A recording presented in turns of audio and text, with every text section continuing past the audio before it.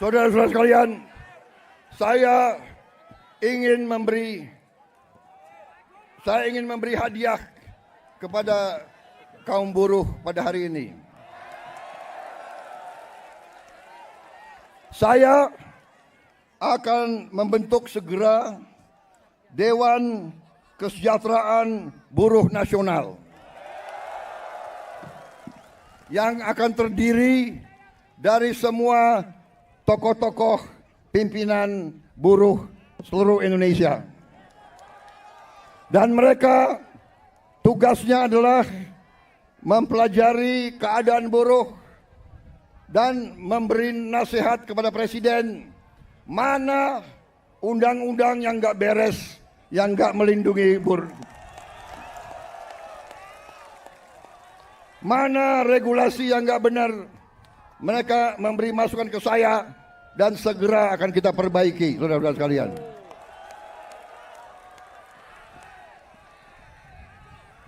Saudara-saudara sekalian, kita juga atas saran dari pimpinan buruh, atas saran dari Pak Said Iqbal dan Pak Jumbur, kita akan segera membentuk Satuan Tugas PHK.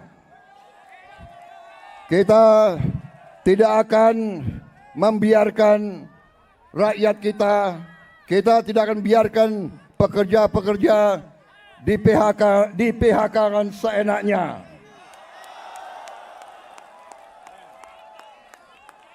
Bila perlu tidak ragu-ragu kita, negara akan turun tangan, saudara-saudara sekalian.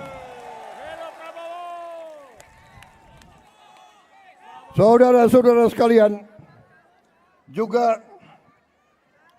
kita akan segera meloloskan RUU Perlindungan Pekerja Rumah Tangga. Wakil Ketua DPR yang hadir, Pak Dasko, Pak Sufmi melaporkan ke saya, minggu depan RUU ini segera akan mulai dibahas. Mudah-mudahan tidak lebih dari 3 bulan undang-undang ini akan selesai kita bereskan. Juga saran dari Pak Jumhur, undang-undang perlindungan pekerja di laut, pekerja di industri perikanan, pekerja di kapal-kapal, kita juga segera akan membentuk undang-undang itu. Jadi kami Satgas PHK dan Dewan Kesejahteraan Buruh Nasional ini akan mempunyai peran yang sangat penting. Saudara-saudara sekalian, saya juga akan meminta Dewan Kesejahteraan Nasional mempelajari bagaimana caranya kita kalau bisa tidak segera tapi secepat-cepatnya kita ingin menghapus outsourcing.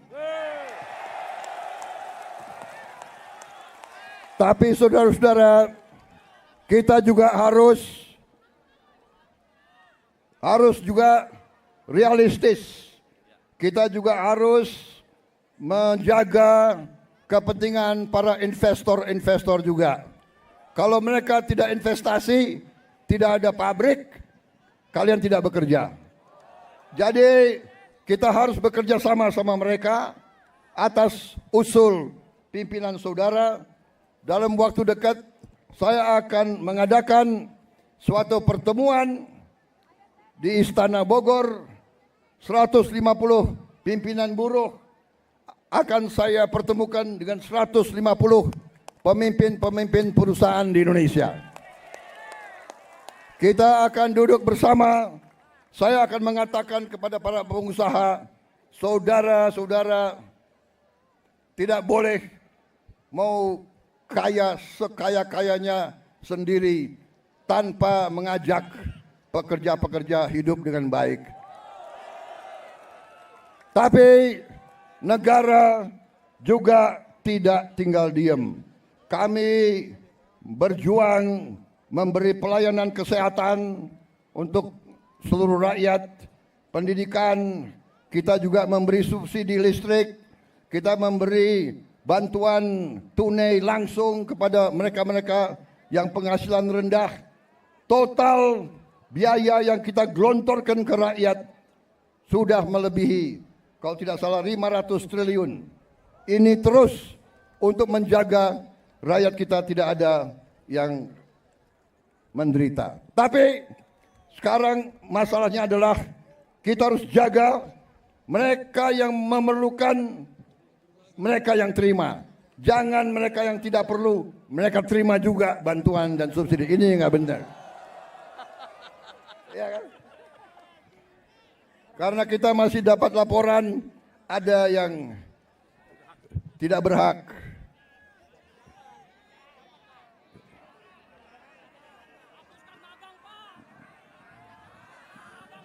Saudara-saudara sekalian,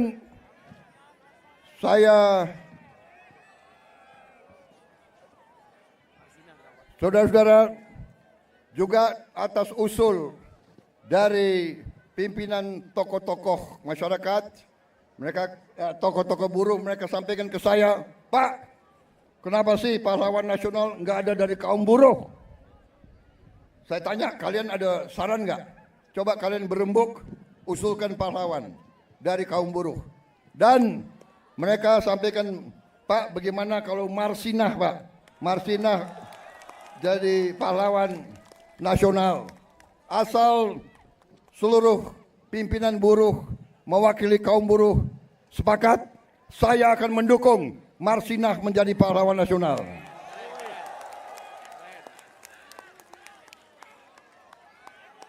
Cukup? Cukup?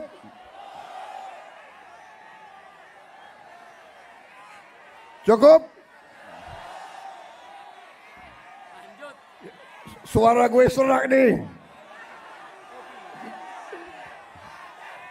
Gue minum kopi ya. Minum kopi. Boleh gue minum kopi ya?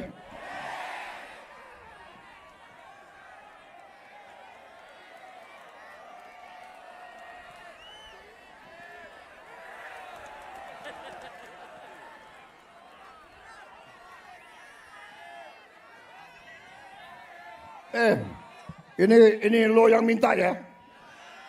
Gue kalau minum kopi gue bisa pidato 3 jam loh.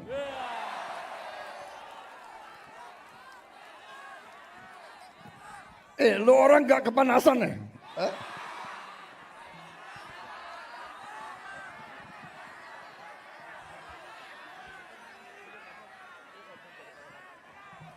Tapi gue udah kehabisan bahan.